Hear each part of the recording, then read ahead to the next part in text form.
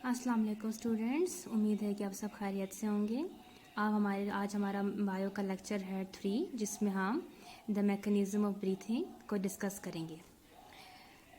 The mechanism of breathing में क्या होता है? The physical movement associates with the gases exchange are called breathing. जो फिजिकल मूवमेंट्स है जो एसोसिएट करते हैं गैसेस एक्सचेंज के दौरान कि हम कौन कौन फिजिकल मूवमेंट्स करते हैं, उसे क्या कहते हैं? Breathing.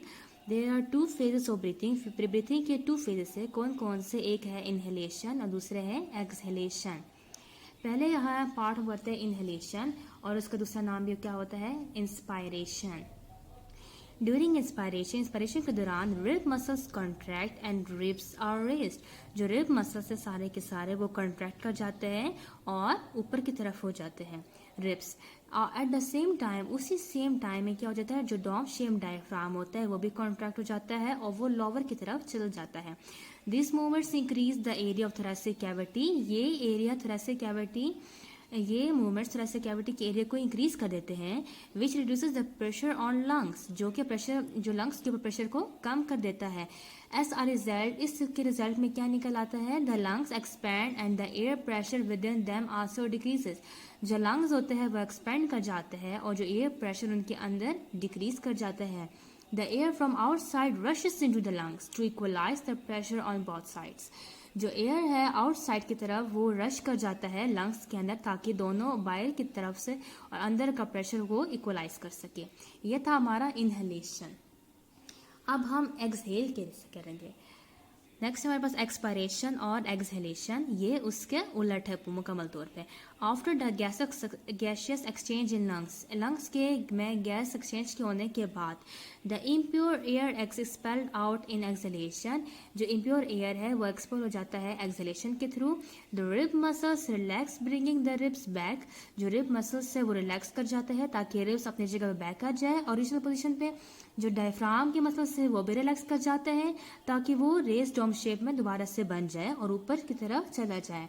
This reduces the space in the chest cavity. Chest cavity में इस वजह से स्पेस कम पड़ जाती है and increase the pressure on lungs, और लंग्स के प्रेशर ज्यादा हो जाता है। द लंग्स कॉन्ट्रैक्ट कर जाते हैं और जो एयर है लंग्स के अंदर से वो सारा का सारा बाहर आ जाता है। Human breath 16 to 20 times per minute in normal circumstances। जो ह्यूमन है वो ब्रीथ करते हैं 16 से 20 टाइम्स पर मिनट, एक मिनट में।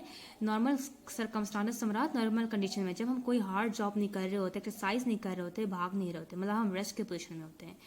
The rate of breathing is controlled by the respiratory centre in the brain. और जो रेट ऑफ ब्रीथिंग है वो किसके थ्रू कंट्रोल होता है? रेस्पिरेटरी सेंटर कहाँ पे? ब्रेन के अंदर। The respiratory center is sensitive to the concentration of carbon dioxide in the blood।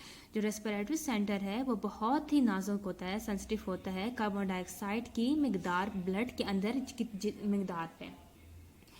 When we do exercise, जब हम एक्सरसाइज करते हैं और some hard job करते हैं और our muscles carry out cell respiration at greater rate, जो हमारे मसल्स के अंदर सेल रेस्पिरेशन हो रही होती है वो ग्रेटर रेट पे आ जाती है। It results in the production of more carbon dioxide which is released in the blood. इसकी बायस क्या बन जाता है? ज़्यादा से ज़्यादा कार्बन डाइऑक्साइड प्रोड्यूस होना शुरू हो जाती है और जो सारी अमाउंट ब्लड में आ जाती है। दिस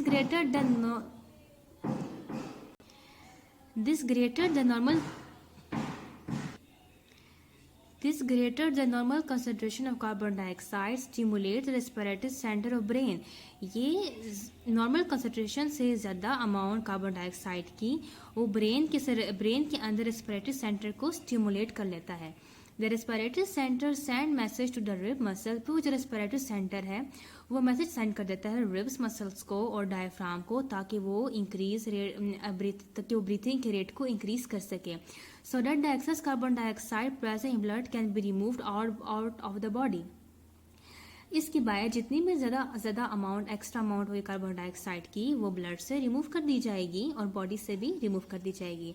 ड्यूरिंग एक्सरसाइज और other hard physical works, exercise और दूसरे हार्ड फिजिकल समरात कोई भी हम मुश्किल वाला काम करते हैं जिसमें हमारे मसल्स काम कर रहे होते हैं। द ब्रीथिंग रेट में increase up to 30 to 40 times per minute. जो ब्रीथिंग रेट है वो इंक्रीज कर सकता है 30 से 40 टाइम्स एक मिनट में।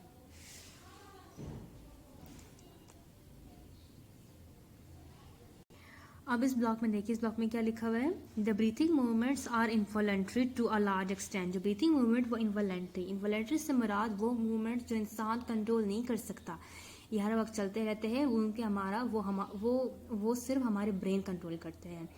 However, we can control the rate of breathing but not for a long time। लेकिन जब कि हम अपने रेट ऑफ ब्रीथिंग को कंट्रोल कर सकते हैं, लेकिन not for a long time, लंबे अरसे के लिए नहीं। मतलब हम 1 मिनट के लिए अपनी सांस रोक सकते हैं, इससे ज़्यादा हम लोग अपनी सांस नहीं रोक सकते।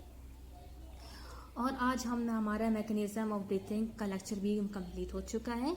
आगे हमारे पास रहते हैं रिस्पिरेटरी डिसऑर्डर्स, और ये इंशाल्लाह हम नेक्स्ट लेक्चर में करेंगे। उम्मीद है कि यहाँ तक आप सबको समझ आ गई है।